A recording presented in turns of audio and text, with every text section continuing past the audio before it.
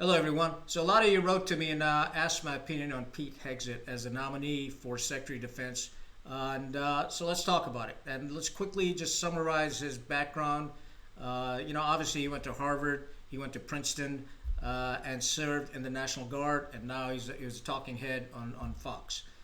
In addition to that, he's written 3 books, and I've read them, and they're pretty good. I mean, and many of the ideas he's got in those books, I agree with 100%. I have no issue with it. But the problem really starts happening is, he claims to be this great patriot and somebody that served this country in the military and whatnot. But there's some disconnects there, and I'll go into that. First of all, he served in the National Guard, so let's just make sure we remember that he served in the National Guard. Okay, there's a big difference between the National Guard and active duty. Massive amount of difference. Between a weekend warrior and somebody 24/7 is committed to the military and making the sacrifices to include his family, that's serving our nation.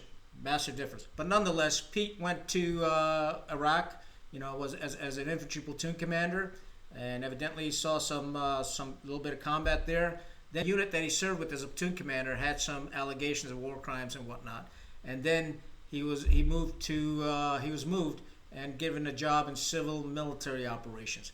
From there, he came back. He served in Guantanamo Bay, guarding prisoners, and then went to Afghanistan and trained Afghan National Army troops in Afghanistan.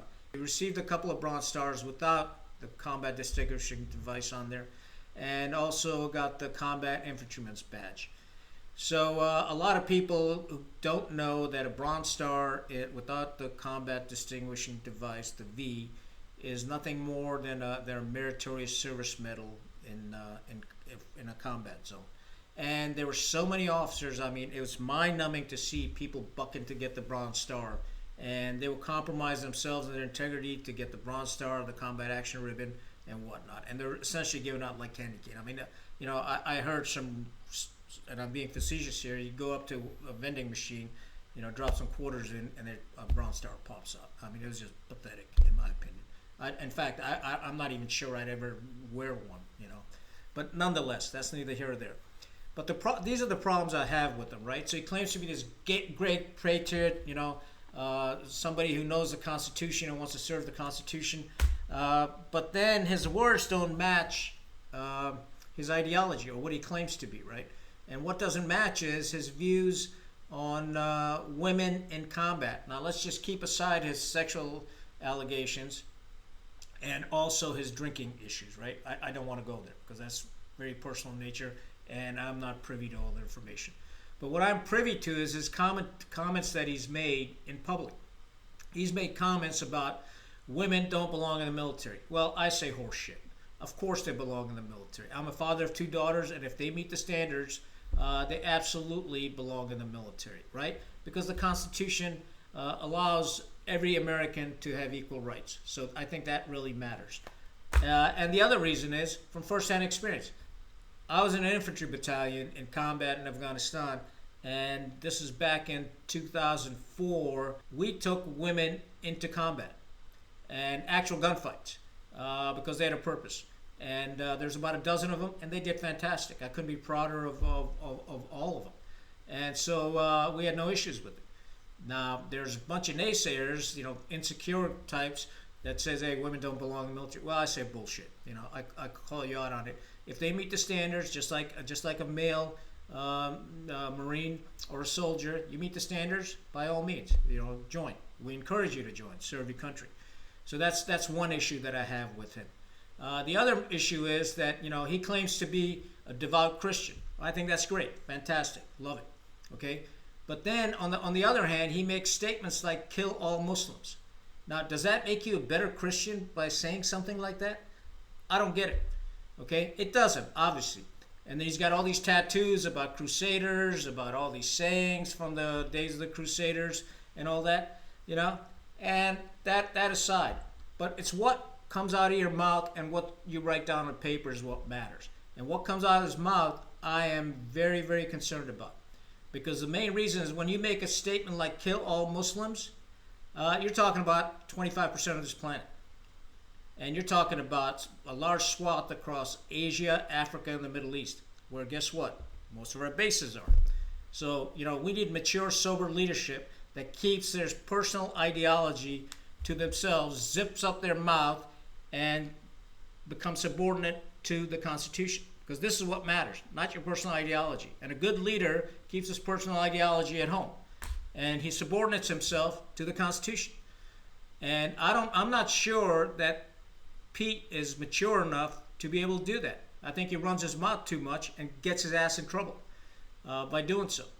Next one is, gays in the military. He just came out and said gays in the military is a Marxist ideology. Well, you got to be shitting me, stud. We've always had gays in the military. Okay? There will always be gays in the military. And if you have a problem with that, stay home. Okay? Because a gay person has as much right to serve in the military as you and I do. And I'm telling you this, a lot of gay people served on active duty when you didn't. Okay? Now, I've got personal views on the gay community, but I keep that to myself because I subordinate myself to the Constitution of the United States.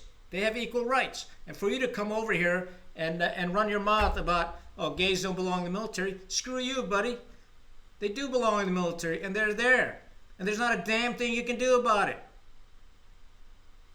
So the point being is, we don't want divisive leaders. We want leaders that are inclusive. And when you're Secretary of the Defense, you have to be forward thinking. You got to think strategically. And you just can't bring in your ideology, whatever that is, and start promoting that, because it ain't going to work. Because you're going to have a big problem on your hands because everybody's going to rebel against you. Because everybody in the military, almost 2 million of us, have sworn allegiance to this, not to you or your books. And by the way, they're pretty good. And like I said, I agree with a lot of what you're saying. I agree with Pete. We need to refocus the military on war fighting.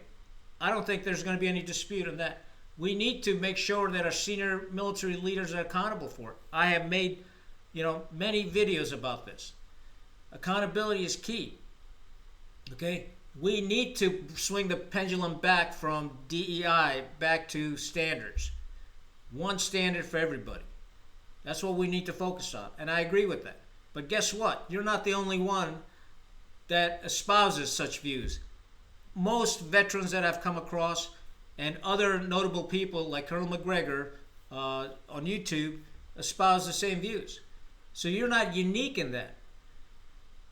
And I would rather see somebody who's more mature and sober and can provide the sage leadership in that high office than somebody like you. Because I think you tend to run your mouth for yourself, for attention, or whatever reason you do it for. I don't know.